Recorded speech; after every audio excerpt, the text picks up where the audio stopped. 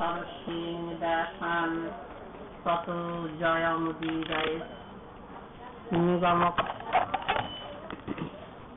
নিগম কল্পতরর গলিতং ফলম শুকমুখাৎ অমৃত দ্রব সংযুতম পিবত ভাগবতম রসমালয়ম মোহরহ রসিকা ভুবি ভাবুকা। শ্রী গুরুপাদ পদ্মের করুণায়, গৌর ভক্তবৃন্দের করুণায় শ্রীধাম নবদ্বীপ তো বটেই, এর উপরে নরহরি ধাম। সেইখানে শ্রীমন মহাপ্রভুর আবির্ভাব উৎসব মহাসমারোহে চলেছেন। তারই আজকে দ্বিতীয় দিন। পঞ্চকোশী পরিক্রমা, গৌরমণ্ডল পরিক্রমা না হলেও নবদ্বীপ পরিক্রমা। এইসব অনুষ্ঠানের পরে ভাগবতী কথা প্রসঙ্গে গৌর কথা, কারণ গৌরই তো অবতার সার। যত যত অবতার হয়েছেন, শ্রী লোচন দাসজি বললেন, অবতার সার গোরা অবতার, কেননা চিনিলি তারে, করি নিরেবাস গেল না তিয়াস, আপন কর্ম ফেরে। কণ্টকের তরু সেবিলি সদাই, অমৃত ফলেরই আসে, আর প্রেম কল্পতরু গৌরাঙ্গ আমার, তাহারে ভাবিলি বিষে। এই যে কথা, অবতার সার গোরা অবতার,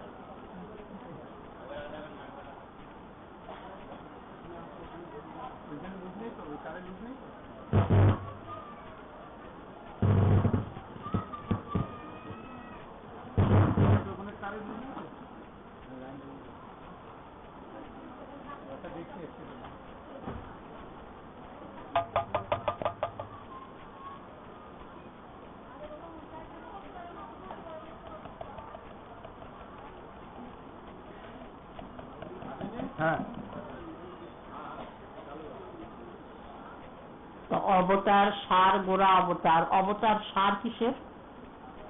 সব অবতারই তো পূর্ণ, পূর্ণ পূর্ণতম ব্রজেন্দ্র নন্দন।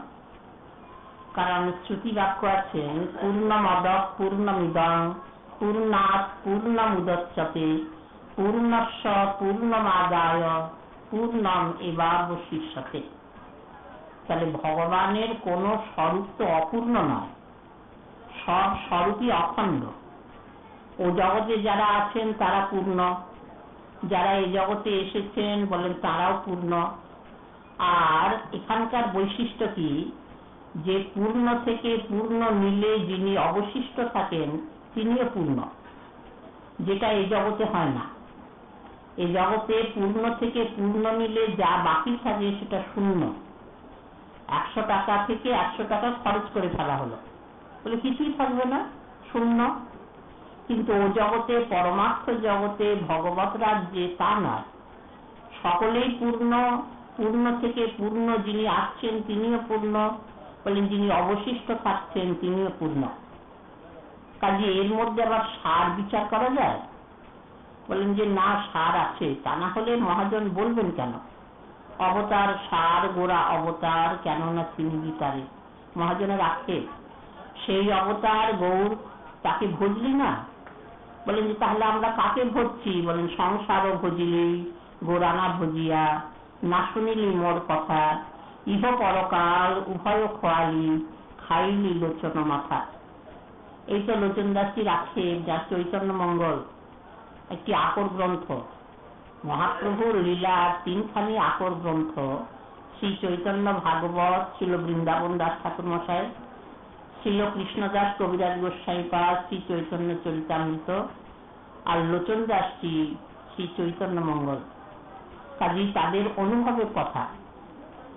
তা সংসার ভজিলি গোরানা ভজিয়া, একটা পিঁপড়ে সেও বোঝে।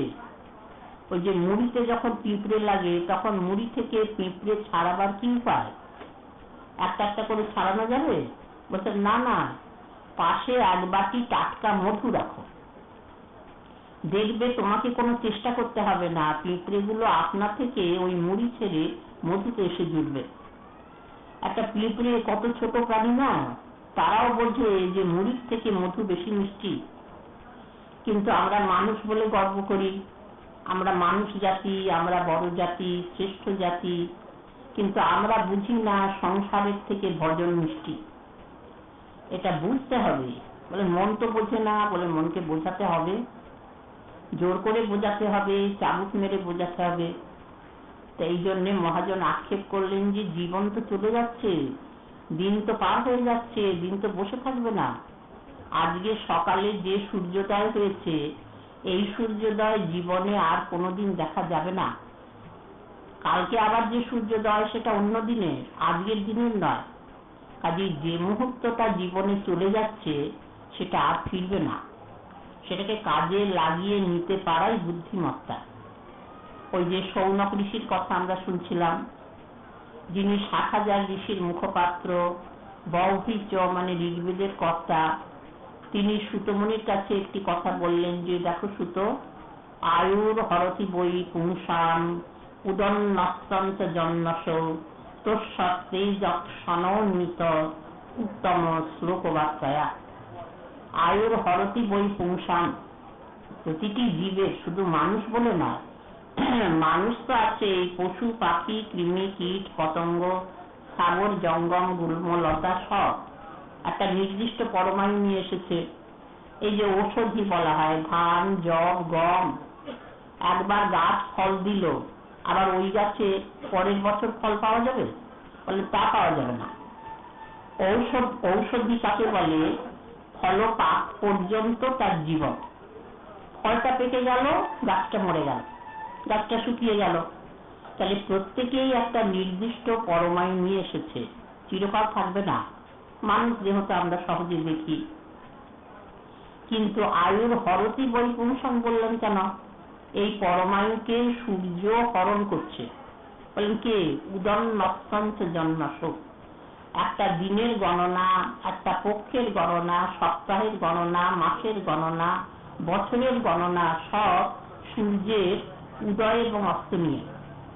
সূর্য উদিত হলো, অস্ত হলো, একটা দিন শেষ হয়ে গেল, আবার রাত্রি এলো, আবার ওই দিন হলো, সূর্যের উদয় হলো, আবার অস্ত হলো, আর একটা দিন শেষ হয়ে গেল। এই সূর্য উদয় এবং অস্তের দ্বারাতে যে দিনের গণনা করে, এর দ্বারাই তো পরমায়ুর গণনা। লোকে তাই বলেন না আমার এত বছর বয়স, আমার এত বছর বয়স, কি দিয়ে বলে? ওই দিন মাস গণনা করে করে। এইটা সূর্য হরণ করে নিচ্ছে। আয়ুর হরতি বই পুংসাম। হরণ কাকে বলে? হরণ মানে চুরি করা। পরের দ্রব্য না বলিয়া লইলে চুরি করা হয়। তাহলে সূর্য চুরি করছে জীবের পরমাণু। বলেন যে তার মানে কি? যে যার পরমাণুটা চলে যাচ্ছে সে জানতে পারছে না, সে জানতে পারছে না যে আমার পরমাণু একটু একটু করে কমছে, একটু একটু করে কমছে, এটা বুঝতে পারে না। বেশ আনন্দে মজে আছে সংসার নিয়ে। শ্রী শুকদেব গোস্বামীপাদ শ্রীমদ্ ভাগবত শাস্ত্রে শরৎ ঋতুর বর্ণনা করছেন। শরৎ ঋতুর বর্ণনা, বর্ষা ঋতুর বর্ণনা, এইসব শুনবার জন্য মহারাজ পরীক্ষিত বসেছেন। এই যে 7 দিন ধরে, 7 দিন পরমায়ু। বলেন না, এটা প্রসঙ্গে হরিকথা। কারণ শুকদেবের প্রতিটি কথাই হরিকথা, কৃষ্ণ কথা। শরৎ ঋতু বর্ণনার প্রসঙ্গেও হরিকথা। বলছেন যে মহারাজ, এই যে বর্ষাকালে দেখেছেন জল জমে কত জায়গায়, খাল বিল পুষ্করিণী তো আছেই, ওই পাশে গর্ত থাকলে ওখানে বৃষ্টির জল জমে, বন্যার জল জমে, তাতে ওই যে খাল বিল পুষ্করিণী থেকে কতগুলো মাছ লাফিয়ে লাফিয়ে উঠে ওই জলে এসে যায়, আনন্দে খেলা করে। এখন ওই জলটা তো থাকবে না, ওই জলটা তো বর্ষার শেষে যখন শরৎ ঋতু আসবে তখন তো সেই জলটা শুকিয়ে যাবে। কিন্তু মাছগুলো বোঝে না, মাছগুলো ওই জলে বেশ খেলা করে বেড়ায়, বেশ আনন্দে ছটফট করছে, বেশ ভাবছে এই জলে আমরা বোধহয় চিরদিন খেলা করতে পারবো। কিন্তু যেই বর্ষার পরে শরৎ ঋতু এলো, জল একটু একটু করে কমতে লাগলো, কমতে কমতে একদিন দেখা গেল জলটা নিঃশেষ হয়ে গেছে, শুকনো খটখটে হয়ে গেছে। তখন মাছগুলোর কি অবস্থা? বলে মরে যাবে। ওই জলই তো খেলা করছিল, কিন্তু জলটা যখন শুকিয়ে যাবে, জলটাই তো মাছের জীবন, জল ছাড়া তো মাছ বাঁচে না। আয়ু বিনা জানবীন দুঃখ পায় আয়ুহীন এই মতো প্রেম বিনু ভক্ত। ঠাকুর মশাই বললেন না যে জল বিনু যেন মিন, দুঃখ পায় আয়ুহীন এই মতো প্রেম বিনু ভক্ত। ভক্ত প্রেম ছাড়া বাঁচে না, ভক্ত ভগবানের ভজন ছাড়া বাঁচে না। কিরকম উপমা বলেন যে মাছ যেমন জল ছাড়া বাঁচে না। তো এই মাছগুলো যে খেলে বেড়াচ্ছিল পরম আনন্দে, ভাবছে চিরদিন এইরকম খেলতে পারবো, কিন্তু ওই হঠাৎ জল শুকোতে আরম্ভ করলো, যখন শুকোয় তখনও মাছের বোধ হয় না। তারপরে যখন জলটা একেবারে শুকিয়ে খটখটে হয়ে গেল, শুকনো হয়ে গেল, তখন দেখা গেল মাছগুলো মরে গেল। তা শুকোতে বলছেন যে মহারাজ ঠিক মানুষের জীবন এইরকম, আয়ু জলে খেলছে। আয়ু জল মানে পরমায়ু জল, এই পরমায়ু জলে বেশ খেলা করছে, বেশ চুটিয়ে সংসার ভোগ করছে, বেশ আনন্দে রয়েছে, কিন্তু ওই যে দিনের পর দিন চলে যাচ্ছে, পরমায়ু একটু একটু করে কমছে, আয়ু জল যে কমছে এটার বোধ হয় না। এইরকম করতে করতে একদিন পরমায়ু শেষ, সেদিন আর কিছু করা যাবে না, ভজন হলো না। ওই সারাটা জীবন গেল, 40, 50, 60, 70 বয়স তো হয় মানুষের, 40, 50, 60 বা 70, নহে বা শতেক ওর, ইহার ভিতরে কখন কি হয় তা নাকি নিয়মত। এইরকম করে করে শতেক বছর না হয় পরমায়ু হলো, 100 বছরও পরমায়ু হয়, যদিও কম তবু হয় তো, কিন্তু দেখতে দেখতে শেষ হয়ে যায়। তখন হায় হায়, শেষ পরে পরমায়ু তো পেয়েছিলাম, গৌর বলার মতো পরমায়ু তো পেয়েছিলাম, নিতাই বলার মতো তো পরমায়ু পেয়েছিলাম, কিন্তু হলো না। তো এই জন্যে হরতি মানে সূর্য জানতে দিচ্ছে না যে তোমার পরমায়ু চুরি যাচ্ছে, পরমায়ু চুরি যাচ্ছে। তাই আয়ুর ভরতি বই পুংসাম উদন্নস্তন্ত জন্মশোক। তখন সুতমনির কাছে তো আরো ঋষি আছেন, তারা জিজ্ঞাসা করছেন যে ঋষিবর, তো এই যে পরমায়ু হরণ করছে সকলের, আপামর জনসাধারণ সকলের পরমায়ু হরণ হচ্ছে, চুরি যাচ্ছে। সৌনক ঋষি বলছেন যে না, সুত কয়েকজনের বাদ দিয়ে, তোষা রীতে মানে তাদের পরমায়ু ছাড়া। বলেন যে কাদের পরমায়ু? সকলেরই তো পরমায়ু গণনা, দিন গণনা আছে একটা নির্দিষ্ট, কারুর তো অখণ্ড পরমায়ু নেই, চিরদিন বেঁচে থাকবে কেউ? বলেন না, একদিন না একদিন যাবেই। তাহলে তার পরমায়ু হরণ হচ্ছে না? বলেন না। তো সত্যে যৎসন নিত উত্তম শ্লোক বাক্যয়া, ভগবানের একটি নাম আছে উত্তম শ্লোক। শ্লোক মানে যশ গাথা, লীলা যাকে বলা হয়, সেটি যার উত্তম তাকে বলা হয় উত্তম শ্লোক। তো ভগবান গোবিন্দজি তিনি লীলা মাধুর্য তার, তিনি লীলা পুরুষোত্তম। কারণ ত্রেতা যুগে ভগবান রামচন্দ্র এসেছেন, তিনি মর্যাদা পুরুষোত্তম। প্রথম ভগবানের নররূপে অবতার রাম অবতারে, তো তিনি মর্যাদা দিতে জানেন। বলেন কেন? রামচন্দ্রের লীলাও তো আছে, রামলীলা হয় না? বলেন হ্যাঁ তা আছে, কিন্তু তার চরিত্রের বৈশিষ্ট্য কি? মর্যাদা দান। মর্যাদা দান কি রকম? ঋষিরা যখন আসেন, মুনিরা যখন আসেন, রামচন্দ্র ভগবান হলেও আসন ছেড়ে উঠে নাড়ান। মুনিরা অবাক হয়ে যান যে প্রভু আপনি এই আসন ছেড়ে উঠে দাঁড়ালেন। তো বলেন যে না, আমি যদি নিজে ভক্তের মুনির এই মর্যাদা দিতে না দিই তাহলে লোকে দিতে শিখবে না। তাই রামচন্দ্র মর্যাদা পুরুষোত্তম, তিনি মর্যাদা দিতে জানেন। রামচন্দ্রের চরণ, ওই যে বশিষ্ঠদেব, তিনি মানে রামচন্দ্রের মাথায় চরণ দিয়েছেন। বশিষ্ঠদেব রামচন্দ্রের বংশের গুরু, তো গুরুদেব মাথায় চরণ দেবেন এ আর কোন কথা? এ তো দিতেই পারেন, কিন্তু রামচন্দ্র ভগবান তো। বশিষ্ঠদেব রামচন্দ্রের মাথায় চরণ দিচ্ছেন, রামচন্দ্র সেটা গ্রহণ করছেন পরম আদরে, তাহলে কিরকম মর্যাদা দিতে পারেন? তো সেই মর্যাদা পুরুষোত্তম প্রভু রামচন্দ্র ত্রেতা যুগে, এরপরে দ্বাপর যুগে কৃষ্ণ ভগবান, তারও মর্যাদা বোধ আছে, কিন্তু তিনি লীলা পুরুষোত্তম, তার অসংখ্য লীলা। ওই যে ব্রহ্মাজি বললেন যে এই লীলা কেউ গিয়ে শেষ করতে পারবে না। ব্রহ্মা বাক্পতি, বেদবক্তা, চার মুখে চারখানি বেদ বলেছেন। তা তিনি একটি উপমা দিয়েছেন ব্রহ্মার স্তুতি প্রসঙ্গে। ব্রহ্মমহল লীলার পরে যে ব্রহ্মার স্তুতি, যাকে ব্রহ্মস্তুতি বলা হয়, সেইখানে ব্রহ্মার বাক্য আছেন, গুণাৎ মনস্তেপি গুণান বিমাতুম হিতাবতীর্ণস্য কৈশিরেশ্ব কালেন জৈর্বা বিমিতার সুকল্পই ভূপাং সবক্ষে নিহিতাদ্দুভাষ। বলেন যে ভগবানের যত লীলাই থাক, অখণ্ড পরমায়ু পেলে পরে, বেশি যদি পরমায়ু পাওয়া যায় তাহলে পরে লীলা কথা ওই বলা যায়, সম্পূর্ণ করে বলা যাবে? বলে পারবে না, পারবে না। একটা উপমা দিচ্ছেন যে দেখো, এই যে পৃথিবীর ধূলিকণা আর আকাশের হিমকণা অনেক অসংখ্য, এ গোনা যায় না। পৃথিবীর ধূলিকণা কেউ গুনে গুনে শেষ করতে পারে না, আকাশের হিমকণা কেউ গুনে গুনে শেষ করতে পারে? বলে পারবে না। বলে না, পারবে। যদি এমন পরমায়ু পায় যে সেই পরমায়ু দিয়ে যদি গণনা করে তাহলে পারবে? বলে তাও পারবে না। বলেন যে না, পেরে যাবে। বলে না, আচ্ছা তোমার কথাই মেনে নিলাম। যদি এটাও সম্ভব হয়, এমন পরমায়ু পেল যে পরমায়ু দিয়ে পৃথিবীর ধূলিকণা আকাশের হিমকণা গুনে গুনে শেষ করে দিল, ব্রহ্মা বলছেন যে প্রভু, তোমার গুণ কেউ গিয়ে শেষ করতে পারবে না। তাহলে সেই ভগবান কৃষ্ণচন্দ্র বালগোপালের কাছে কথা বলছেন ব্রহ্মা, তিনি স্তুতি করছেন বালগোপালকে। তো বললেন যে তাহলে পরে ভগবান কৃষ্ণচন্দ্রের যে লীলা, সে গুণে কেউ শেষ করতে পারে না। তাই লীলা পুরুষোত্তম, তা মর্যাদা পুরুষোত্তম রাম, লীলা পুরুষোত্তম শ্যাম। আর আমরা যে ভগবানকে আমাদের নিজের ঘরে পেয়েছি, আমাদের কলিযুগে, আমরা তো কলিযুগে জন্ম পেয়েছি, তা আমাদের এই কলিযুগে ভগবান রামচন্দ্র এসেছেন না কৃষ্ণচন্দ্র এসেছেন? বলে কেউই আসেননি, এসেছেন আমাদের নিতাই গৌর।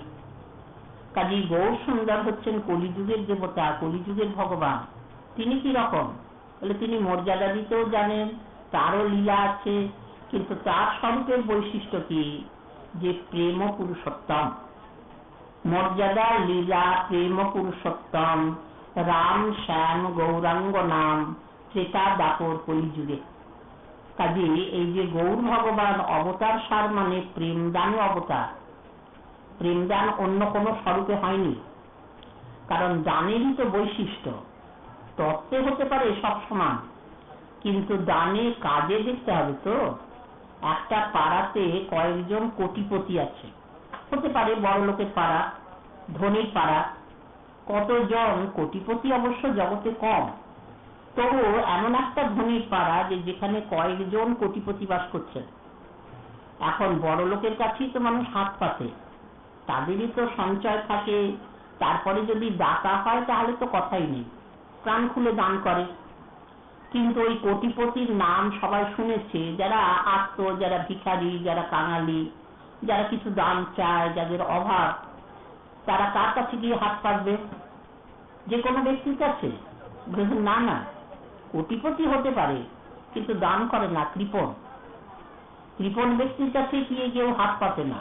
কৃপণ ব্যক্তির জিনিস নিতে নেই, ওই মানে নিলে পরে কি হয়, ওই সংকোচ হয়।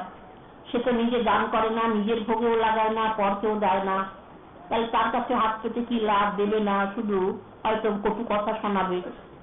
কাজী কৃপণ ব্যক্তির কাছে কেউ যায় না। হতে পারে সে কোটিপতি, কিন্তু লোকে যায় না। কিন্তু যদি শোনে যে ওই কোটিপতি যে অনেকজন বাস করে সেই পাড়ায়, তার মধ্যে একজন কোটিপতি আছে, তার কাছে গেলেই পাওয়া যাবে। তার মনটা এমন উদার, সেখানে গিয়ে যদি কিছু অভাব জানানো যায়, হাত পাতা যায়, যে বাবু আমাকে একটু কিছু দেবেন, আমার বড় অভাব, প্রাণ খুলে দিয়ে দেবে, তখন তার কাছে মানুষ ভরসা পেয়ে যায়।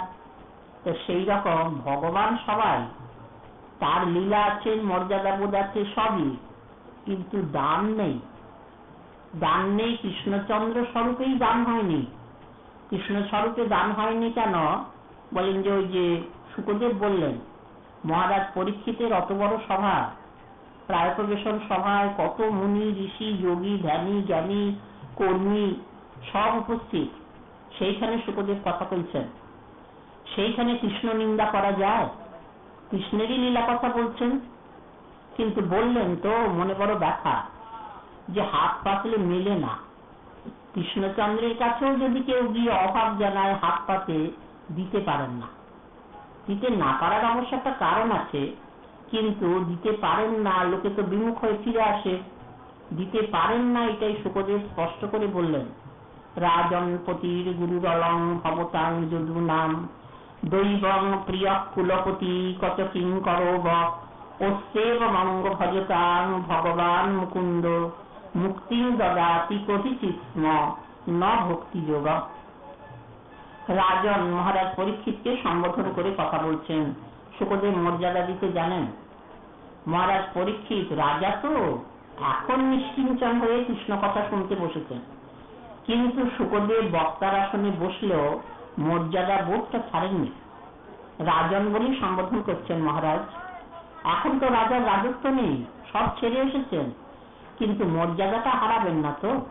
শুকদেব সেই মর্যাদা বজায় রেখে কথা বলছেন। রাজন গুরুর পতিরলং ভবতাং যদু নাম। যে কৃষ্ণচন্দ্রের কথা আপনি শুনছেন মহারাজ, সেই কৃষ্ণচন্দ্র কেমন বলেন? আপনাদের বংশে আর যদু বংশে।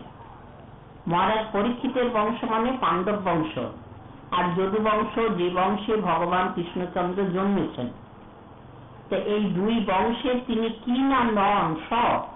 তিনি গুরু, তিনি পতি, তিনি সুধী, তিনি সখা, আত্মীয়, সব। রাজন পতির গুরুর অলং ভবতাং যদু নাম। গুরু কি মন্ত্রণাদাতা গুরু, দীক্ষাদাতা গুরু?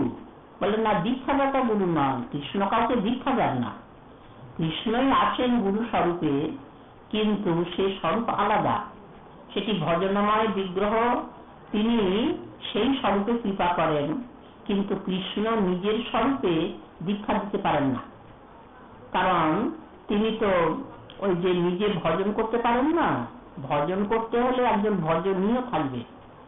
তা ভজনীয় থাকলে পরে তবে ভজন করা যাবে। গুরুদেব নাম করেন, কৃষ্ণ কার নাম করবেন? গুরুদেব কৃষ্ণ নাম করেন, গুরুদেব গৌর নাম করেন। তখন কৃষ্ণচন্দ্র কার নাম করবেন? নিজের নাম তাহলে নিজে করতে হয়। বলেন ওটা তো মানায় না। কৃষ্ণ যদি বসে বসে বলেন কৃষ্ণ কৃষ্ণ কৃষ্ণ কৃষ্ণ, তাহলে পরে কিরকম দেখায়? শোভা পায় না। এই জন্য কৃষ্ণ নিজে নাম করতে পারেন না, কৃষ্ণ নিজে ভজন করতে পারেন না। অথচ ইচ্ছা হয়, ইচ্ছা হয় যে আমি যদি এই নাম করে এই রকমের আনন্দ পেতাম, ভক্ত তো আমার নাম করে আনন্দ পায়, তাহলে আমি তো করতে পারি না। তখন যদি ইচ্ছা হয় যে আমার নাম আমি একটু নিজে বসে বসে করি, বললেন তাহলে মানাবে না। তখন কি করেন? বলেন আর এক স্বরূপে আসেন। আর এক স্বরূপে যে আসেন, যে স্বরূপে তিনি নাম করেন, সেই স্বরূপই হলেন গুরু স্বরূপ।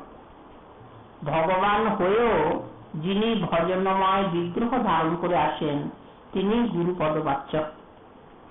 তাই গুরু মানে এখানে কৃষ্ণ আপনাদের বংশে এবং যদু বংশের গুরু। শুকদেবের বাক্য। এখানে গুরু মানে উপদেষ্টা। পূজনীয় ব্যক্তি যারা হিতকামী, তারাই তো উপদেশ দেবেন। কৃষ্ণ অন্তরে থেকে অন্তর্যামী রূপে উপদেশ দেন, আপনাদেরও দেন। পাণ্ডবেরা তো ব্যস্ত, যখন যেখানে কোন রকম একটা কিছু অসুবিধা, সংকটাপন্ন অবস্থা, তখনই কৃষ্ণের শরণাগত। ভাই তুমি একটু পরামর্শ দাও, এখানে কি করা উচিত। সেই হিসাবে কৃষ্ণকে বললেন গুরু। তা না হলে দীক্ষাদাতা গুরু নয়। তাহলে রাজন পতির গুরু অলং ভবতাং যদু নাম দৈবম। সবাই জানেন যে আমাদের পরম দেবতা, প্রিয়, প্রিয় তো বটেই, প্রিয় কুলপতি বংশের গৌরব, আর কত কিঙ্কর বক। শুকদেব পাণ্ডব বংশের গৌরব দেখাচ্ছেন। যার কাছে কৃষ্ণ কথা বলছেন, সেই বংশ যে যদু বংশের থেকে উপরে, এরই একটি প্রমাণ। যদু বংশে ভগবান নিজে আবির্ভূত হয়েছেন, কিন্তু তার থেকেও বড় পাণ্ডব বংশ। কি হিসাবে? বলেন যে কৃষ্ণচন্দ্র যদু বংশে ভৃত্যত্ব করেননি, কিঙ্করত্ব করেননি, তাদের আদেশ পালন করেননি, আদেশ করেছেন। ভগবানের কাজ সবসময় আদেশ করা, আদেশ পালন নয়। তো সেই হিসাবে তিনি যদু বংশকে আদেশ করেছেন কখন কি করা উচিত, উদ্ধবজিকে পরামর্শ দিচ্ছেন কখন কি করা উচিত, সাত্যকীকে উপদেশ দিচ্ছেন কখন কি করা উচিত। তাহলে তিনি সেখানে উপদেষ্টা, তিনি উপদেশ্য না, তিনি উপদেশ গ্রহণ করেননি, তিনি উপদেশ করেছেন, মন্ত্র দ্রষ্টা। তা এখানে পাণ্ডব বংশে ভগবান কি করলেন? বলেন যে উপদেশ গ্রহণ করেছেন। উপদেশ গ্রহণ করেছেন মানে ভৃত্যত্ব করেছেন। প্রভু তো আদেশ করবে, উপদেশ করবে, ভৃত্য গ্রহণ করবে। তাহলে ভগবান ভৃত্য, বলে হ্যাঁ সেই রকম কাজই করেছেন। তাই কচ কিঙ্কর বঃ, কৃষ্ণচন্দ্র প্রভু সর্বদা সকলের উপরে, কিন্তু তিনি কিঙ্করত্ব করছেন পাণ্ডব বংশে। ওই যে অর্জুন রথের রথী, তিনি রথের রথী হয়ে আদেশ করছেন কৃষ্ণকে। কৃষ্ণ কি সারথী? সারথী মানে ভৃত্য, তিনি আদেশ পালন করছেন। অর্জুন আদেশের সুরে বলছেন সেনায়র উভয়ের মধ্যে রথম স্থাপয়মে অচ্যুত যাবৎ এতাম নিরীক্ষে হম যদ্ধু কামান অবস্থিতাম। এটা আদেশের সুর। সারথী কৃষ্ণ, অচ্যুত বলে সম্বোধন করেছেন, অচ্যুত ভগবানের নাম। দুই সেনা দলের মাঝখানে আমার রথখানাকে নিয়ে চলো তো। সেনায়র উভয়ের মধ্যে রথম স্থাপয়মে অচ্যুত। কুরু সেনা, পাণ্ডব সেনা, ধর্মযুদ্ধ, কুরুক্ষেত্র যুদ্ধ। দুই সেনার মাঝখানে, আমার সেনা দলের মাঝখানে আমার রথখানাকে নিয়ে চলো তো সাথে, যাতে করে আমি ভালো করে দেখে নিতে পারি কাদের সঙ্গে আমার যুদ্ধ করতে হবে। আদেশের শুরু। অর্জুন রথের রথী হয়ে আদেশ করছেন, সারথী ভৃত্যের মতো আদেশ পালন করছেন। দুই সেনা দলের মাঝখানে রথখানাকে নিয়ে গিয়ে আবার অর্জুনের মুখের দিকে চেয়ে আছেন, কি জানি আবার কি আদেশ হয়। সেইখানে শুকদেব বললেন যে মহারাজ, আপনাদের বংশের গৌরব এ তুলনা হয় না।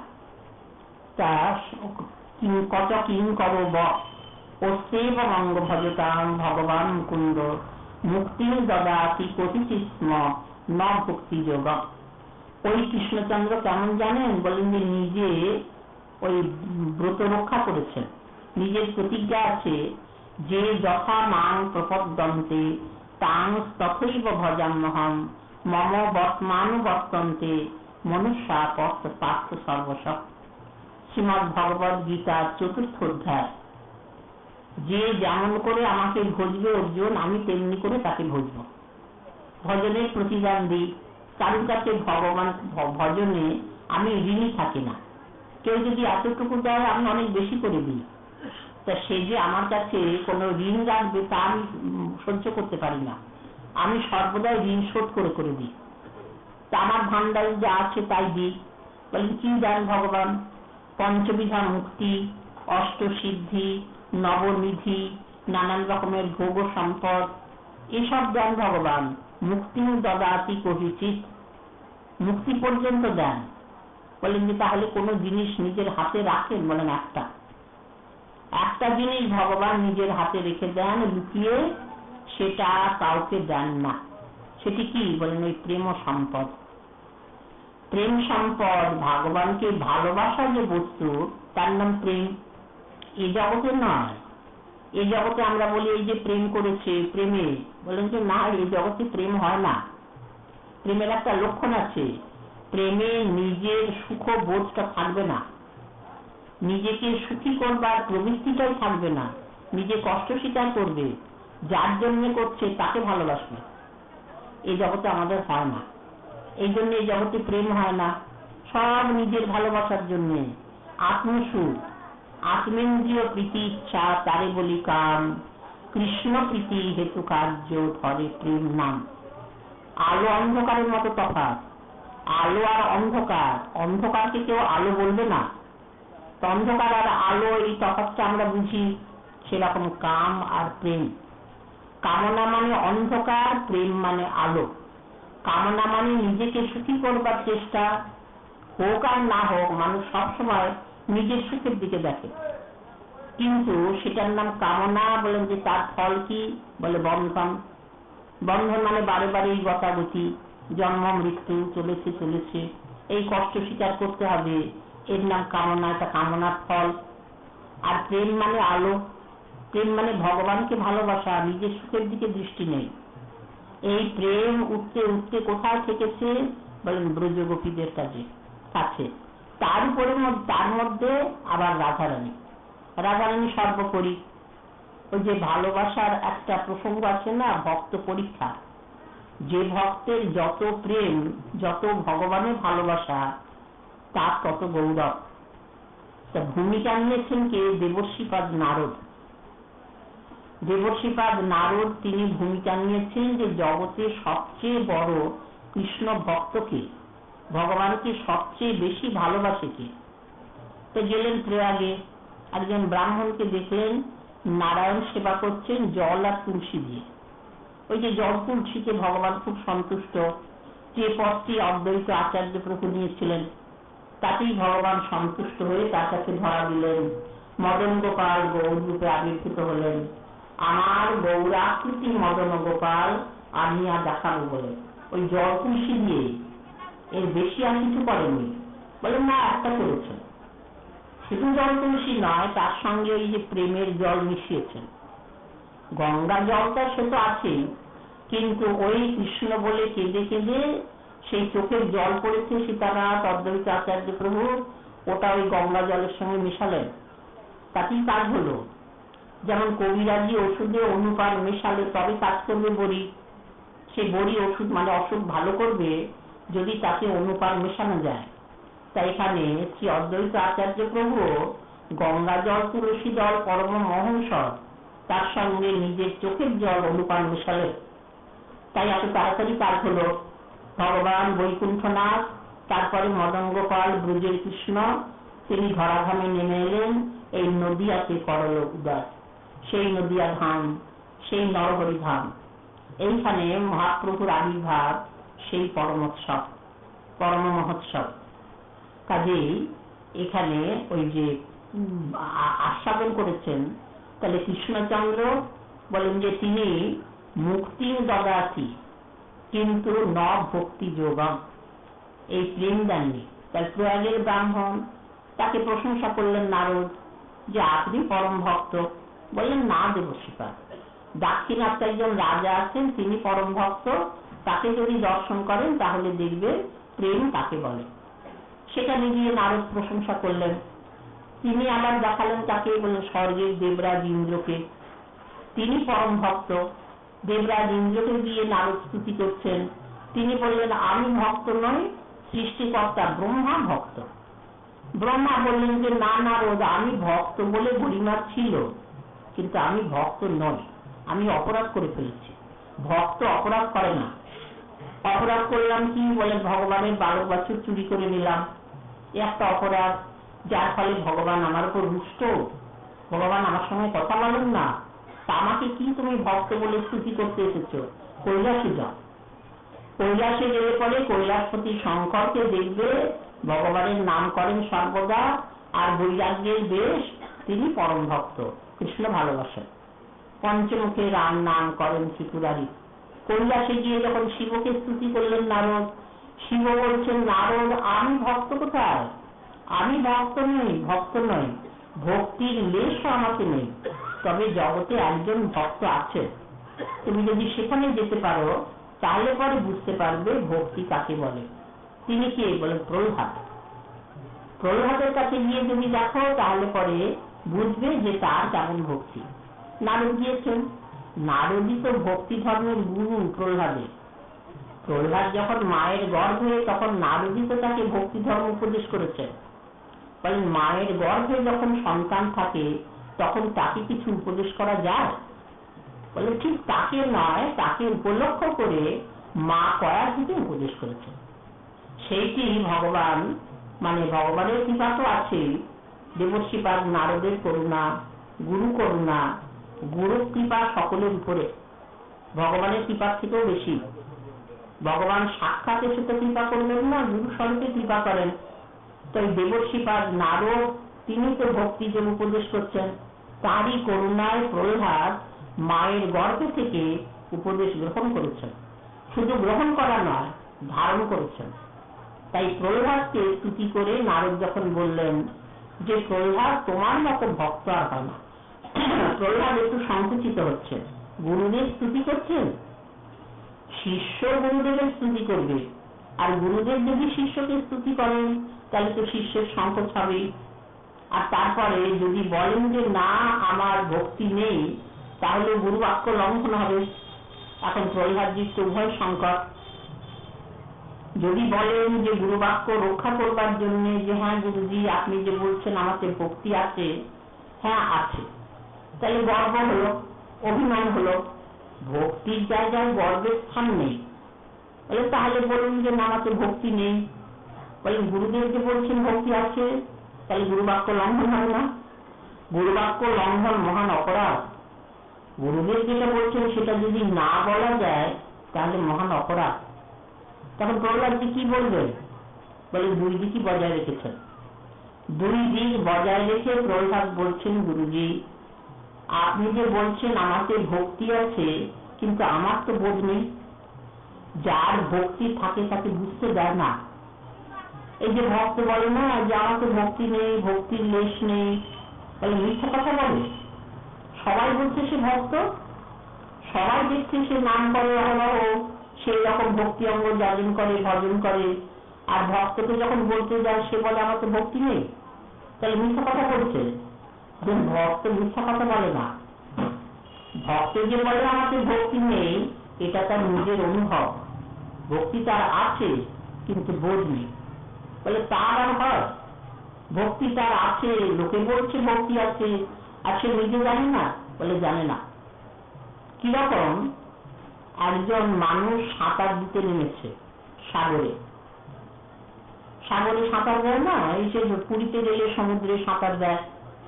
তো বলেন যে সাঁতার দিচ্ছে, সাঁতার অনেক দূর চলে গেছে সাঁতরে সাঁতরে, তারপরে জল থেকে উঠে তীরে দাঁড়ালো। তখন একজন এসে বলছে, তীরে বসে একজন দেখছিল যে লোকটা তো সাঁতার দিচ্ছে অনেকক্ষণ থেকে, অনেক দূর চলে গেছে সাঁতরে সাঁতরে। যখন জল থেকে উঠলো তখন তার ভালো লাগলো। তখন ভাবছি যে তাকে গিয়ে একটু বলি যে আপনার সাঁতার দেখলাম, অনেক দূর সাঁতরে সাঁতরে গিয়েছেন। তখন গিয়ে বলছে যে আপনি তো অনেক দূর সাঁতরে গেছেন, আপনি খুব ভালো সাঁতারু। তখন যে সাঁতার দিয়ে জল থেকে উঠেছে সে বলে যে হ্যাঁ আমি অনেক দূর সাঁতরে গিয়েছি। বলে না, বলেন কি বলে? বলে না না আপনি কি বলছেন, আমি একটুও সাঁতার দিতে পারিনি, একটুও সাঁতার দিতে পারিনি, আমি আর কতটুকু গেলাম। কিন্তু যে দেখছি সে তো দেখলো অনেক দূর চলে গেছে সাঁতরে, তা সে স্বীকার করছে না কেন? তার অনুভব নেই। অনুভব নেই কেন? যতদূর সাঁতরে গেছে তারপরে দেখছি সামনে অগাধ জল। সাগর তো, সাগরের জলের তো সীমা পরিসীমা নেই। তখন ভাবছে যে তাহলে আমি আর কতটুকু এলাম।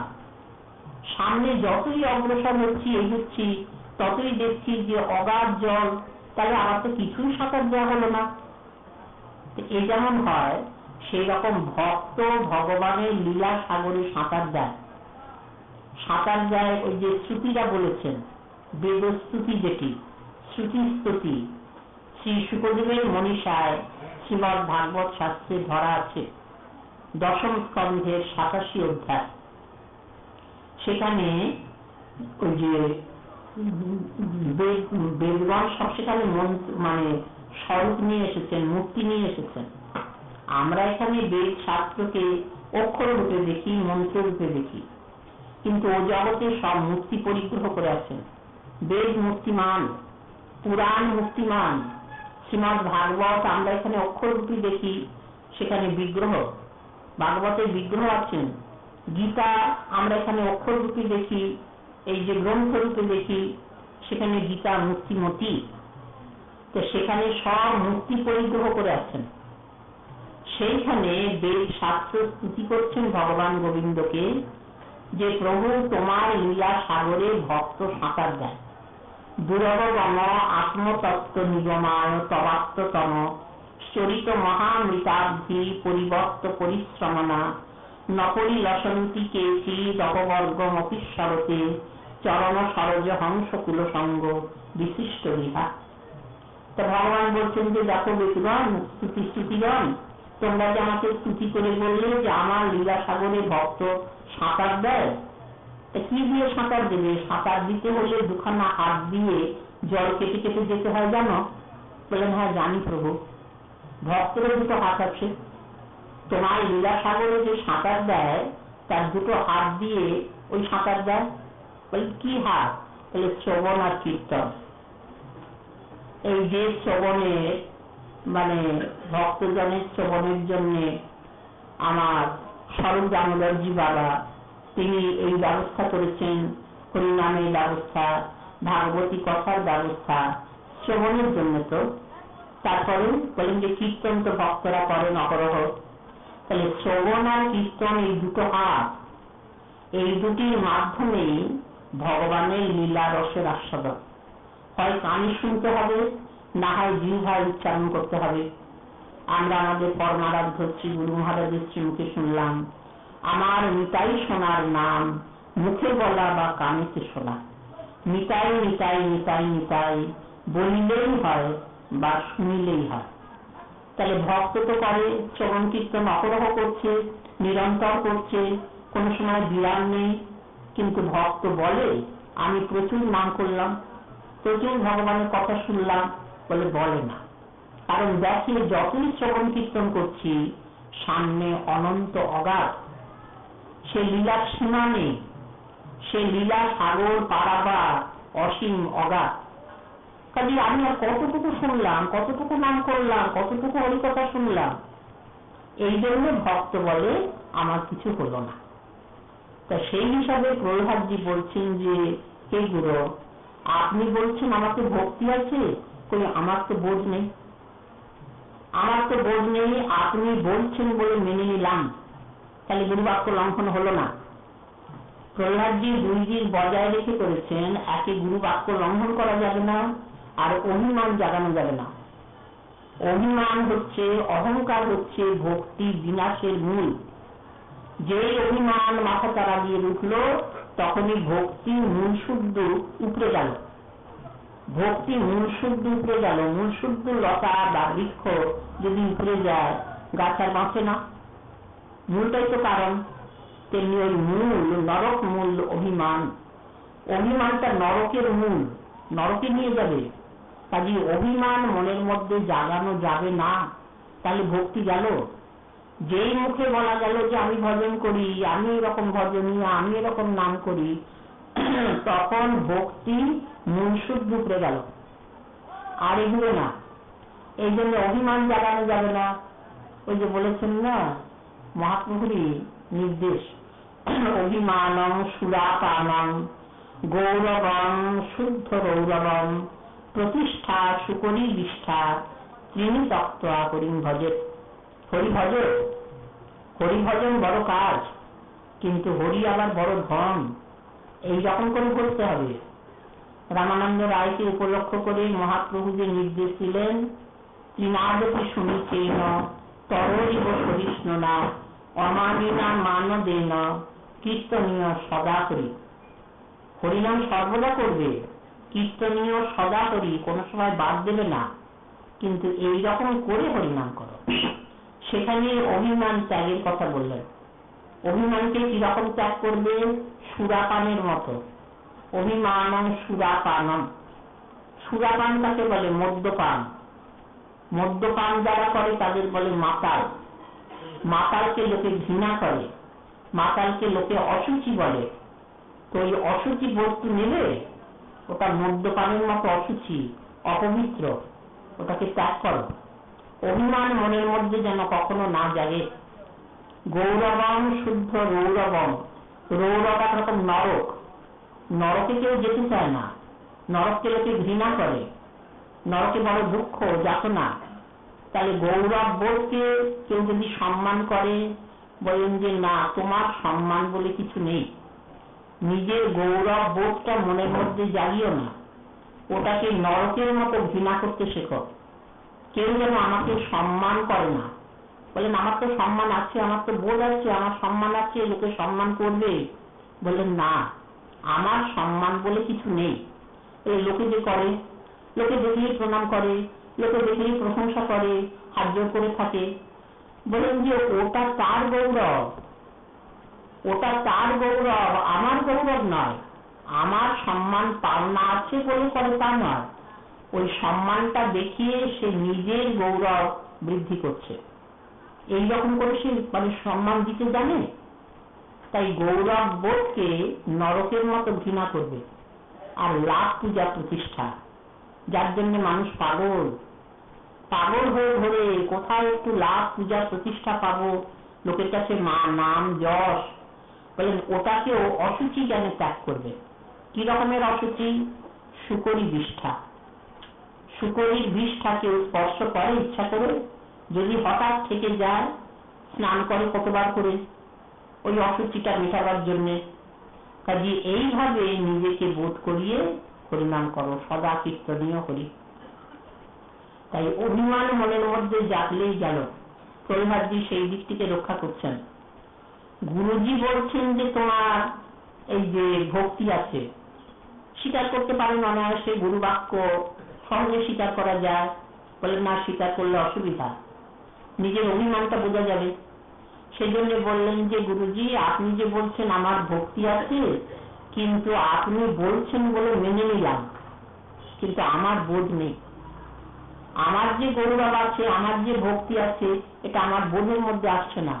ওই যে একটুখানি সাঁতার দিয়ে সে বলছে যে না না আমি আর কতটুকু সাঁতার দিলাম, অনন্ত জল, অনন্ত জলরাশি, সেরকম সামনে অগাধ ভজন রস, অগাধ লীলা রস, আমি আর কতটুকু ভক্তি অঙ্গ যাজন করলাম। কাজে আমাকে ভক্তি নেই, তবে আপনার বাক্য লঙ্ঘন করছি না, আপনি বললেন বলে মেনে নিলাম।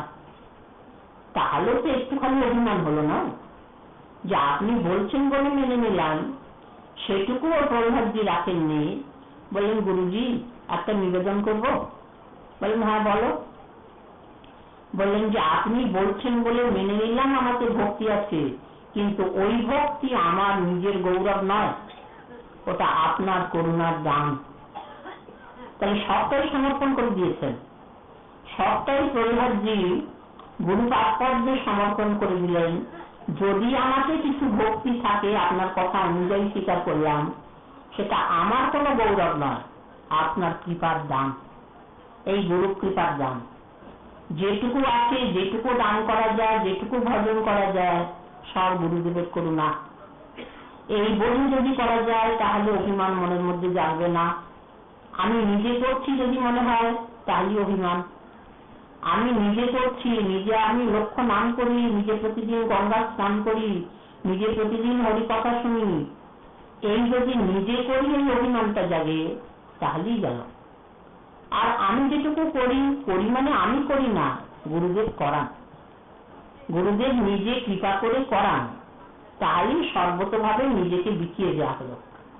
ওই যে গুরুদেবের পাদপদ্মে বিকিয়ে দেওয়ার একটা উদাহরণ দিয়েছেন শাস্ত্র। বলেন কি করে বিকিয়ে দেবে? গুরুদেবের পাদপদ্মে নিজেকে বিকিয়ে দেওয়ার কিরকম উপায়? বলেন বিকৃত পশুবৎ। বিকৃত পশুবৎ, একটা পশু গরুর হাত থেকে একজনকে একটা গরু কিনেছে, এখন যে বিক্রি করলো সে তো যে কিনলো তাকে দিয়ে দিল, দাম নিয়ে নিল। এখন গরুটা এখন কার হলো? বলেন যে কিনলো, যে কিনলো তারই তো হয়ে গেল। এখন সে তো নিয়ে যাচ্ছে, সঙ্গে সঙ্গে নিয়ে গিয়ে গরুটা এখন চিন্তা করে কোথায় থাকবো, কি খাবো, কে আমাকে দেখবে, কে আমাকে পালন করবে, কে আমার গা পরিষ্কার করে দেবে, কে স্নান করাবে, কে খাওয়াবে। গরুটা ভাবে? বলে ভাবে না। ভাববে কে? বলে যে কিনেছে, যে কিনেছে সে ভাববে। এইরকম করে গুরু পাদপদ্মে নিজেকে বিকিয়ে দিতে হবে, নিজের জন্য কোনো চিন্তা থাকবে না। কি খাবো, কি পরবো, কোথায় থাকবো, কোনো চিন্তা নেই।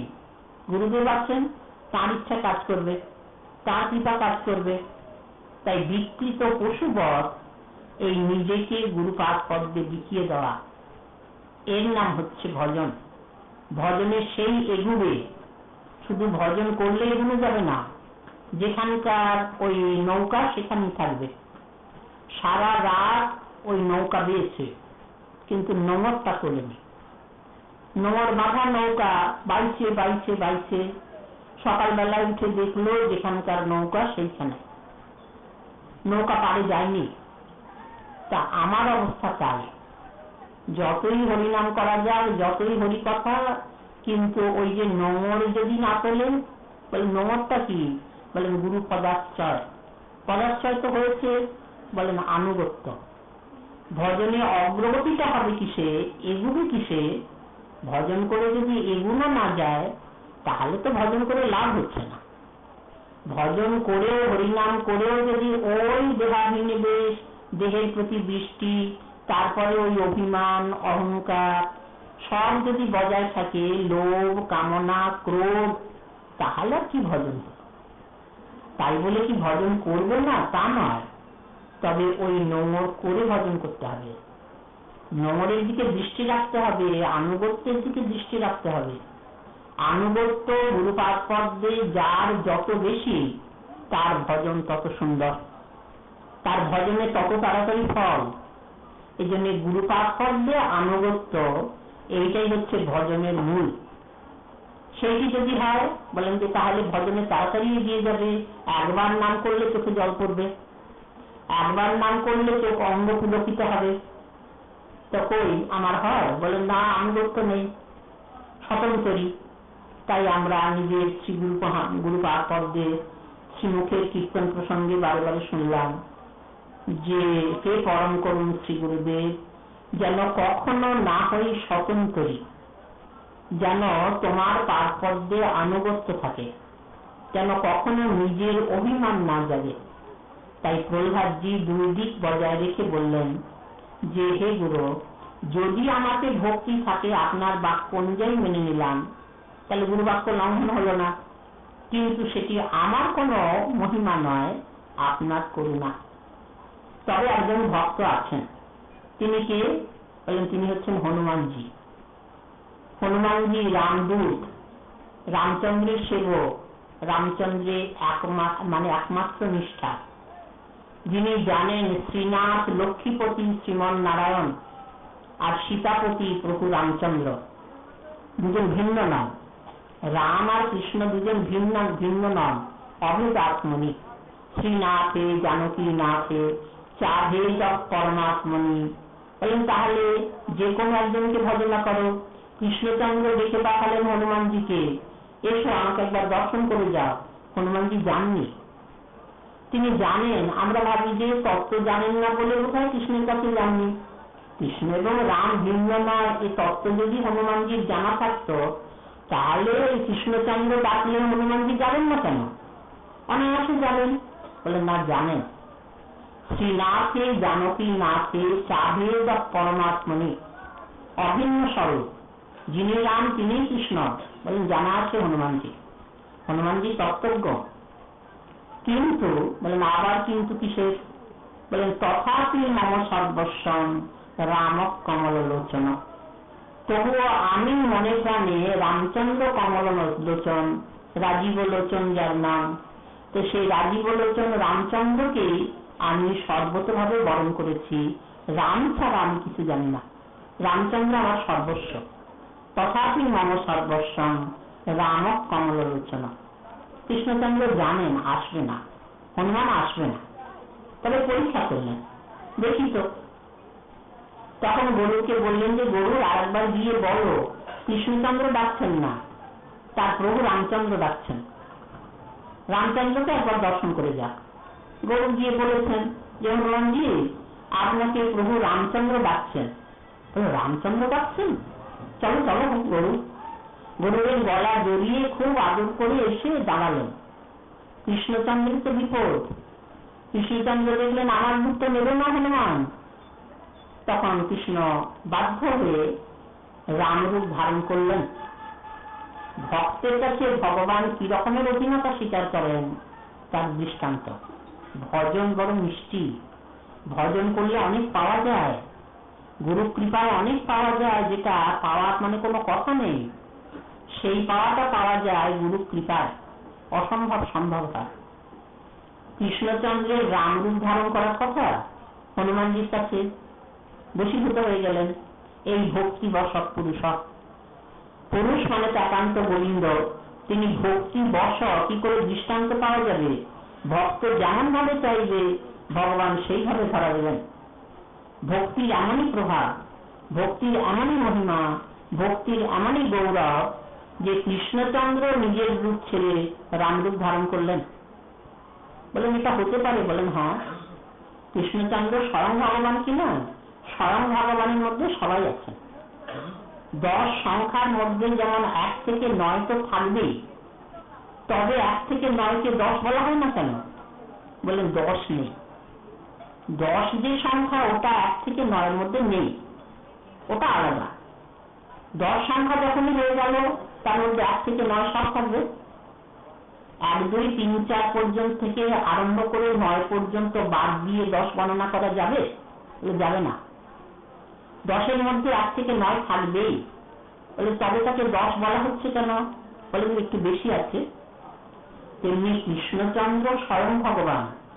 সুতমণি যখন অবতার গণনা করছেন তার মধ্যে ওই শেষে গিয়ে কৃষ্ণ, তারপরে বলরাম সবারই নাম করেছেন, শেষে বুদ্ধ আর কল্কি, এই 22 জন অবতারের নাম গণনা করেছেন সুতমণি স্থান নৈমিষারণ্য তীর্থক্ষেত্র।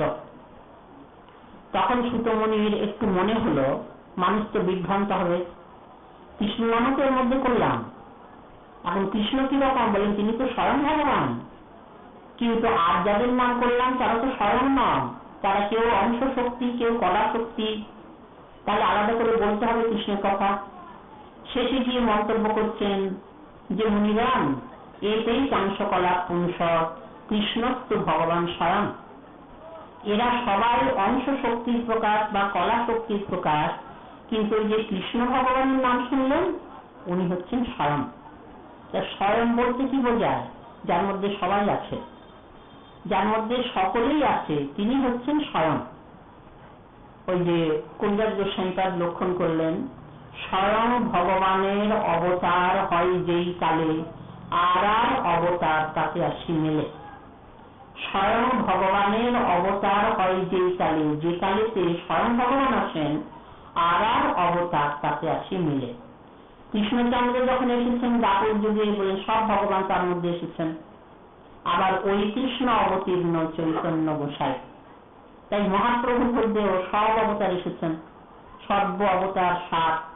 তাই লোচন দাসীর পদ আমরা শুনলাম, অবতার 7 গোড়া অবতার কেননা চিনিলি তারে, করি নিরে বাস গেল না পিয়াস আপন কর্ম ফেরে।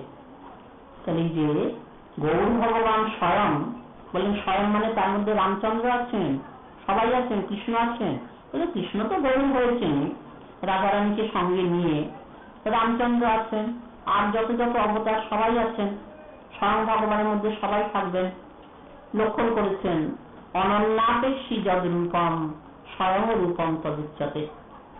তাই রামচন্দ্র কৃষ্ণের ভিতরে থাকবেন, এ আপন কথা। হনুমানজিকে রামরূপে দর্শন দিলেন ভগবান, হনুমান খুব খুশি।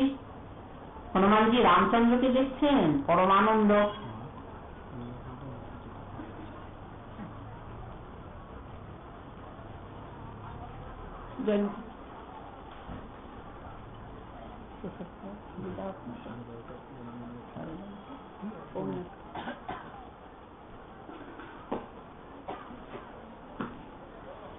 তাই স্বয়ং ভগবানের মধ্যে সবাই অনন্যাপেক্ষী যদ রূপম স্বয়ং রূপম তদুচ্যতে।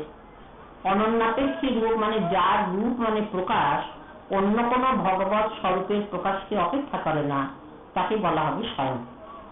তবে সেই কৃষ্ণ অবতীর্ণ চৈতন্য গোসাই। রামচন্দ্র তো আছেনই, বলেন গৌরের মধ্যে রাম আছেন, বলেন অনুভব করছেন ভক্ত। কৃষ্ণচন্দ্রের মধ্যে যেমন হনুমানজি দেখলেন ওই যে রামরূপ, তা এখানে গৌর ভগবান ওই কৃষ্ণই তো গৌর হয়েছেন, তার মধ্যে রামরূপ কেউ দেখেছেন? বলেন হ্যাঁ দেখেছেন, ওই হনুমানজি দেখেছেন। হনুমান স্বরূপে আসছেন না, তবে এরাই তারা, তারাই এরা, এই সেই সেই এই। দ্বাপর যুগে কৃষ্ণ ভগবানের যত পরিকর সবাই এসেছেন গৌরের স্বরূপে। গৌর আবার পরিকর আলাদা করে কোথা থেকে আনবেন? কৃষ্ণ স্বরূপে যারা লীলা করেছেন কৃষ্ণের কাছে, তারাই আবার গৌর স্বরূপে লীলা করতে আসছেন। ওই যে শিশুপাল দন্তবক্র, তারা দ্বাপর যুগে এসেছেন না কৃষ্ণ অবতারের সময়, তারও আগে এসেছেন।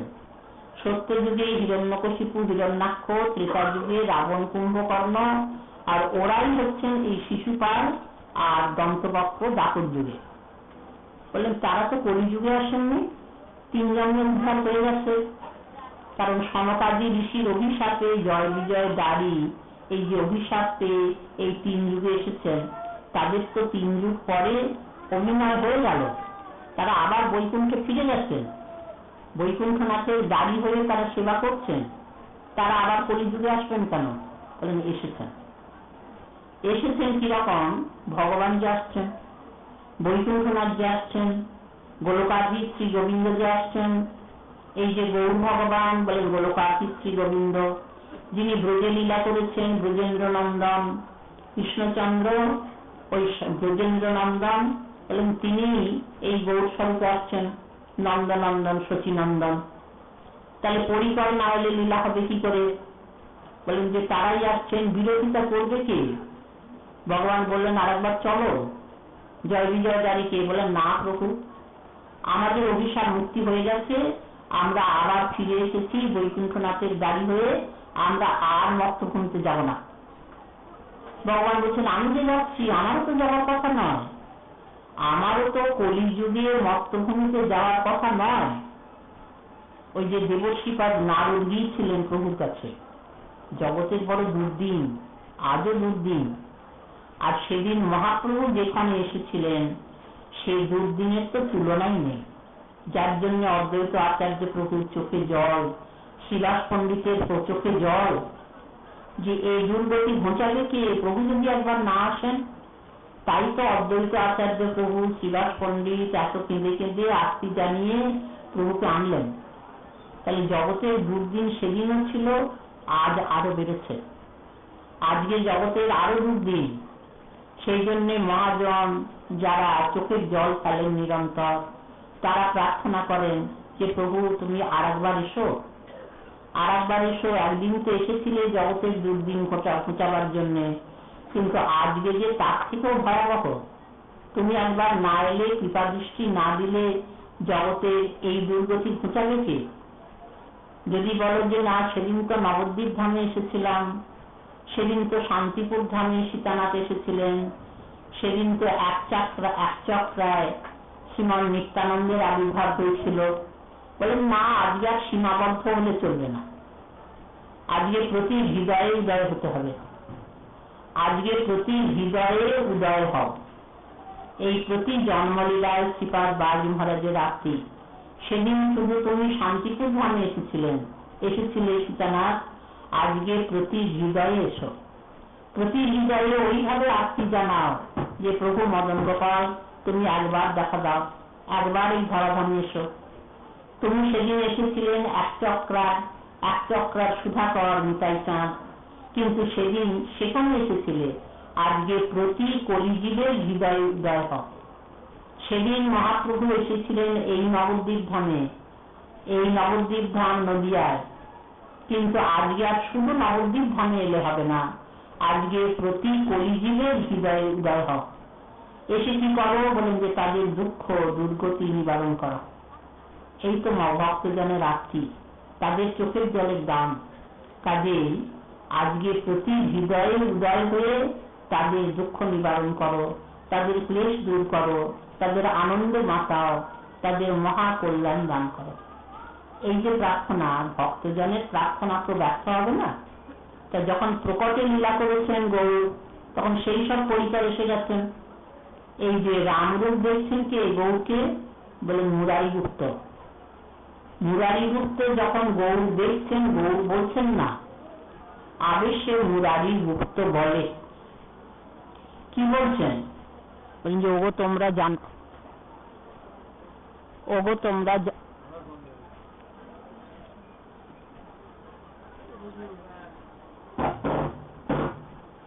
তোমরা জানো কি? তোমরা জানো? বলে কি জানবো? গৌর আমার জানকী বল্লভ, ওগো তোমরা জানো কি? তোমরা জানো ভালো করে যে গৌর আমার কে? বলেন গৌর আমার কে হবে? বলেন গৌর আমার রাম, গৌর আমার রাম। জানকী বল্লভ মানে রামচন্দ্র, জানকী যার প্রিয়া, জানকী পতি যিনি, তাহলে সেই রামচন্দ্র আমার গৌর। বললেন যে ওগো তোমরা জানো কি? গৌর আমার জানকী বল্লভ। বলেন যে কে বলছেন? বলেন আবেশে মুরারি গুপ্ত বলে। বলেন মুরারি গুপ্ত কে? ও যে ত্রেতা যুগের হনুমান। এবেশে মুরারি গুপ্ত। এখন তিনি মুরারি গুপ্ত নাম ধারণ করেছেন গুপ্ত লীলা আস্বাদনের জন্য। মুরারি নাম, পদবী গুপ্ত, বৈদ্য বংশ তো গুপ্ত। বলেন যে গুপ্ত পদবী গ্রহণ করলেন কেন? আরো তো কত পদবী আছে। বলেন গুপ্ত লীলা আস্বাদনের জন্য। এখন তিনি মুরারি গুপ্ত, আবেশে মুরারি গুপ্ত বলে। এবেশে মুরারি গুপ্ত, আস্বাদিতে লীলার বিপত এবেশে মুরারি গুপ্ত। বলেন যে সেই ত্রেতা যুগের হনুমান তোমার মুরারি গুপ্ত? বলেন হ্যাঁ, যার পর দণ্ডে দণ্ডে তিলে তিলে গোড়ার উপর না ফিরিলে মরমে মরিয়া যেন থাকি, সার হয় নিরন্তর হিমকান্তি কলেবর হিয়ার মাচারে ধরে রাখি।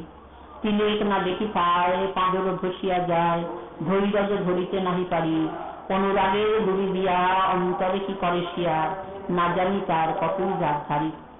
সুরধুনির কুলে গিয়া কুল দিব ফাঁসাইয়া, অনল জ্বালিয়া দিব লাজে, গৌরাঙ্গ সম্মুখে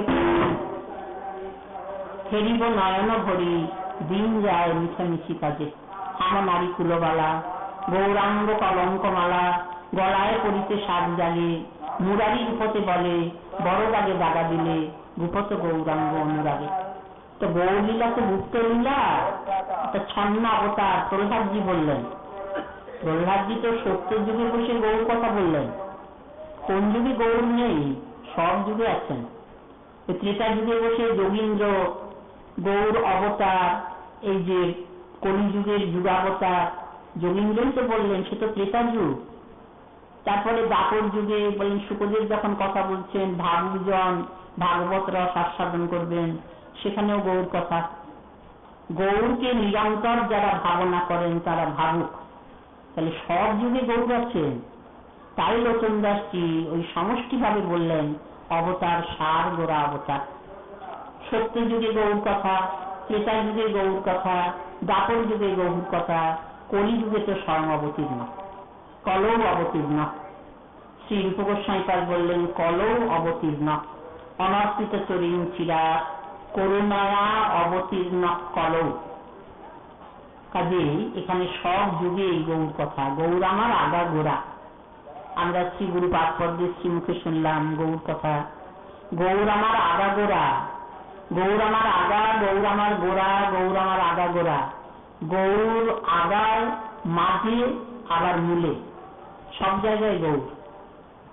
গৌর আমার আগা গোড়া। তাই এখানে ওই যে গৌর কথায় মানে ভরা।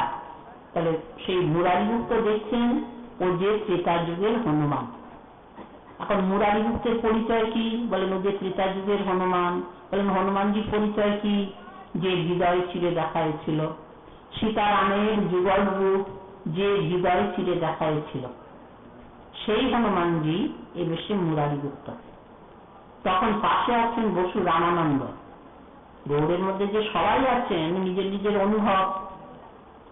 পাশে আছেন বসু রামানন্দ, যিনি কুলিন গ্রামে। এ রামানন্দ রায় নন, যার সঙ্গে গোদাবরী তীরে মহাপ্রভুর মিলন, সে রামানন্দ নন। আরেকজন রামানন্দ বসু রামানন্দ। কুলিন গ্রামবাসী সঙ্গে লয়ে চলিলেন বসু রামানন্দ। এই যে রথযাত্রার পর সব ভক্তজন যাচ্ছেন ঝালি নিয়ে, তো সেখানে চলিলেন বসু রামানন্দ। কে? কুলিন গ্রামবাসী সঙ্গে নিয়ে। কুলিন গ্রামের মহিমা কখনো না যায়, শুকর চড়ায় ডোম কৃষ্ণ গুণগান। কুলিন গ্রাম, সেখানকার যারা ভক্ত তারা কি রকম? বলেন ভক্তের কোনো লক্ষণ নেই, শুকর চড়ায় ডোম, ডোমেরাই তো শুকর চড়ায়, বলে তারা কৃষ্ণ গুণ গাইছে।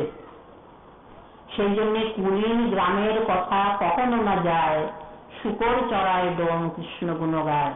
ভক্তজন প্রার্থনা করলেন কুলিন গ্রামের কুকুর হব।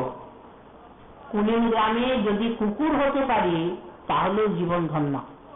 সেই কুলিন গ্রামবাসী সঙ্গে লয়ে চলিলেন বসু রামানন্দ।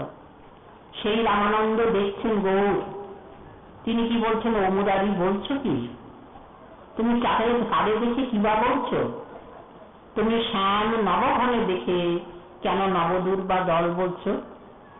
গৌরকে তুমি বলছো যে রামচন্দ্র জানকী বল্লভ, তাহলে তুমি দেখতে ঠিক মতো দেখতে পাওনি। গৌর আমার শ্যাম নবঘন কৃষ্ণচন্দ্র, তাকে তুমি যদি বলো যে রামচন্দ্র, তাহলে তো রংটা বদলে যাবে। তুমি নবদুর্বা দল শ্যাম বলছো কেন? নবদুর্বা দল যে বর্ণ, সেটা তো কৃষ্ণের নয়, সেটা রামচন্দ্রের। নূতন ঘাসের যে রং, এটা নবদুর্বা দল, সেটা রামচন্দ্রের। আর কৃষ্ণচন্দ্র বলেন শ্যাম বটে, কিন্তু তার নবঘন, মেঘের কান্তি। মেঘের কান্তি আর নূতন দুর্বাদলের কান্তি একটু তফাৎ আছে। দুটোকে আমরা সবুজ আখ্যা দিই, শ্যাম আখ্যা দিই, কিন্তু রঙের তারতম্য আছে। রামচন্দ্রের রং আর কৃষ্ণচন্দ্রের রং এক নয়। রামচন্দ্র নব দুর্বাদল শ্যাম, আর কৃষ্ণচন্দ্র শ্যাম নবঘন। নবনীরদ নিন্দিত কান্তি ধরম, রস সাগর নাগর ভূপ গরম। এই যে স্তুতি, কাজেই তুমি ভুল করছো কেন? তাই মনে হয় তোমার ভুল হবে না, তবে তুমি বোধহয় ভালো করে দেখতে পাও। তখন বসু রামানন্দ মুরারি গুপ্তকে ডেকে বলছেন, এসো এসো মুরারি, আমার কাছে এসো, বুঝি ভালো করে দেখতে পাওনি? ওই দেখো মুরারি, ওই দেখো মুরারি, ভালো করে দেখতে পাবে, ভালো করে আরো কাছে এসো। আমার অঙ্গে অঙ্গ হেলাইয়ে ওই দেখো মুরারি, প্রতি লোমকূপে জ্যোতি উঠছে। গৌর সুন্দরের প্রতি লোমকূপে জ্যোতি উঠছে। তাহলে জ্যোতিটা কিসের? স্বর্ণবর্ণ ভেদ করি উজ্জ্বল নীলমণির জ্যোতি উঠছে। ভিতরে আছেন শ্যাম, উপরে আছে রাধারানীর বরণ, বা রাধারানীর ভাবকান্তি নিয়ে তো গোবিন্দ গৌর হলেন। তাহলে ভাব নিয়েছেন ভিতরে, সেখানে আছেন কৃষ্ণচন্দ্র, অন্তরে শ্যাম সুন্দর, বাইরে রাধারানীর বরণের আবরণ। তাই উজ্জ্বল নীলমণির জ্যোতি উঠছে। নীলমণিটা ঢাকা আছে কি দিয়ে? বলেন হিমমণি দিয়ে, স্বর্ণমণি দিয়ে, হেম কমল দিয়ে ওই নীল কমলটা ঢাকা আছে। বলেছেন না গৌর প্রেম সিন্ধু, বলেন সরোবর। সাগরে পদ্ম ফোটে না, সরোবরে পদ্ম ফোটে। তা মাঘাইয়ের একটি পদ আছে না, কি অপরূপ মনোহর গৌর প্রেম সরোবর। সরোবর যখন কমল ফুটতে পারে, বলেন হ্যাঁ, এই গৌর প্রেম সরোবরে দুটো কমল, একটা নীল কমল, একটা হিম কমল। নীল কমল আর স্বর্ণ কমল। বলে বোঝা যাচ্ছে না তো? ওই নীল কমল ঢাকা আছে স্বর্ণ কমলেতে। কি অপরূপ মনোহর ওই গৌরাঙ্গ প্রেম সরোবর। তাই এখানে অন্তরে কৃষ্ণ, বাইরে মানে রাধারানী। কিশোরী বরণ, বাইরের গৌর বরণ তো কনককান্তি, কনক রুচির ধামা, কৃষ্ণ চৈতন্য নামা, হরিহ জ্যোতি দেশ, শ্রী শচী সুনুরেশ। বলেছেন না গৌরে কনক রুচির গৌর, সর্বচিত্তৈক চৌর, প্রকৃতি মধুর দেহ, পূর্ণ লাবণ্য গেহ। তাহলে কনক রুচির গৌর, শ্রী সনাতন গোস্বামী পাদ বললেন কনক ধামা, স্বর্ণকান্তি, হরি পুরত সুন্দর দ্যুতি কদম্ব সন্দীপিত, শ্রীরূপ গোস্বামী পাদের কথা। কাজে কনক রুচি, গৌরের তো কনক রুচি মানে সোনার বরণ। মহাজন আদর করে বললেন, আরে মোর সোনার গৌরাঙ্গ প্রভু, হৃদয়ে উদয় হইয়া মাতায় আমার লিয়া, ভুলিতে নারিবার প্রভু। এখানেও সোনার গৌর মন্দির আছেন শিবা সঙ্গনের পাশে। শিবা সঙ্গন সোনার গৌর একই বাণী সেবা করেন, একই বাণীর সেবায়িত। কলকাতায় আহিরিটোলায় সোনার গৌর মন্দির, তাই পুরীধামে নীলাচলে সোনার গৌরাঙ্গ মন্দির। এরকম সোনার গৌরাঙ্গ, স্বর্ণকান্তি বাইরে, ভিতরে আছে নীলকান্তি। নীলকমল ঢাকা আছে স্বর্ণ কমলেতে। তাই এখানে ওই বসু রামানন্দের চোখে ধরা পড়ে গেছে, যার যেমন অনুভব সে তেমনি দেখে। যার যেমন অনুভব সে তেমনি শুধু দেখে তাই নয়, তেমনি বলে। যার যেমন ভাব সে তেমনি দেখে, যার যেমন ভাব সে তেমনি বলে। তাই বসু রামানন্দ মুরারি গুপ্তকে ডেকে বলছেন, এসো এসো মুরারি, আমার কাছে এসো। ওই দেখো মুরারি, আমার অঙ্গে অঙ্গ হেলাইয়ে ওই দেখো মুরারি প্রতি লোমকূপে জ্যোতি উঠছে, স্বর্ণবর্ণ ভেদ করি উজ্জ্বল নীলমণির জ্যোতি উঠছে। তাছাড়া আর একটা সাক্ষী আছে, ওর বাঁকা আঁখি তার সাক্ষী দিচ্ছে। চোখের দিকে চেয়ে দেখো, চোখ সোজা নয়, বাঁকা চোখটা ঠিক নিয়ে এসেছে। কৃষ্ণচন্দ্রের বাঁকা নয়ন, 3 জায়গায় বাঁকা, তা সেই বাঁকা নয়ন এখানে সাক্ষী দিচ্ছে। বোঝা যাচ্ছে যে ওই কৃষ্ণ গৌর, ওর বাঁকা আঁখি তার সাক্ষী দিচ্ছে। বাঁকা আঁখিতে কি ধরা পড়ে গেল? বলেন যে ব্রজ ললনার চিতচোর, ওর বাঁকা আঁখি তার সাক্ষী দিচ্ছে। তাই বলে বলি গৌর আমার রাধা রমণ। বলেন যে রাধা রমণের তো নীলকান্তি নবঘন শ্যাম, এখানে তো তা নয়। বলেন যে ঢাকা পড়ে গেছে, যে গৌর আমার রাধা রমণ আবরণে আছে, আছে আবরিত রাধার বরণ, গৌর আমার রাধা রমণ। গৌর আমার রাধা রমণ এটা নিশ্চিত, কিন্তু আছে আবরিত রাধার বরণ। রাধার বরণ দিয়ে নিজের বরণটাকে ঢেকেছে, এই জন্য বোঝা যাচ্ছে না। যেটি প্রহ্লাদজি কতদিন আগে সত্যযুগে বসে বললেন, গৌর সুন্দর এই যে কলিযুগের অবতার, তিনি ছন্ন অবতার। প্রহ্লাদজির বাক্য আছে না, নৃসিংহদেবের স্তুতি করছেন প্রহ্লাদ, তার মধ্যে বাক্য ইত্থং নীতির্যক ঋষিদেব ধসাবতারী লোকান বিভা বয়সী হংসী জগৎ প্রতীপান ধর্মং মহাপুরুষ পাশি যুগানুবৃত্তম ছন্ন কলৌজদহব ত্রিযুগত সত্যম। ছন্ন অবতার মানে প্রচ্ছন্ন অবতার। প্রচ্ছন্ন মানে ঢাকা দেওয়া স্বরূপ, বোঝা যাচ্ছে না। শ্রীজীব গোস্বামীপাদ বলছেন কিসের আবরণ? আছে আবরিত রাধার বরণ। এ তো পরে বললেন বসুরামানন্দ, কিন্তু আগে শ্রীজীব গোস্বামীপাদ ছন্ন পদে টিকা করছেন, বললেন ছন্ন মানে আবরিত বরণ। আবরিতটা কি? বলেন প্রেয়সী ভাবাবৃতত্ব, প্রেয়সী শ্রীমতী রাধারানীর ভাবকান্তির আবরণ। এই যে গৌর কথা সত্য ত্রেতা দাপর, সেইটিকে সমষ্টি করে একসঙ্গে করে লোচন দাসজির পদ আমরা শুনলাম। অবতার সার গোরা অবতার, কেন না চিনিলি তারে, করি নিরে বাস সে গেল না পিয়াস, আপন কর্ম ফেরে সংসার ভজিলি গোরানা ভজিয়া, না শুনিলি মোর কথা, ইহ পরকাল উভয় খোয়ালি খাইলি লোচন মাথা। শ্রী গুরুপাদ পদ্মের করুণা হলে এখন ভক্তজনের প্রসাদ পাওয়ার সময় হয়ে গেছে, দ্বীপ্রহর কাল, কষ্ট হবে ভক্তদের, সেই জন্য এখানেই কথা রাখি, এখন বিশ্রাম। এরপরে আবার সন্ধ্যাকালে হরি কথা হবে, ভাগবতী কথা। আপনারা ভক্তজন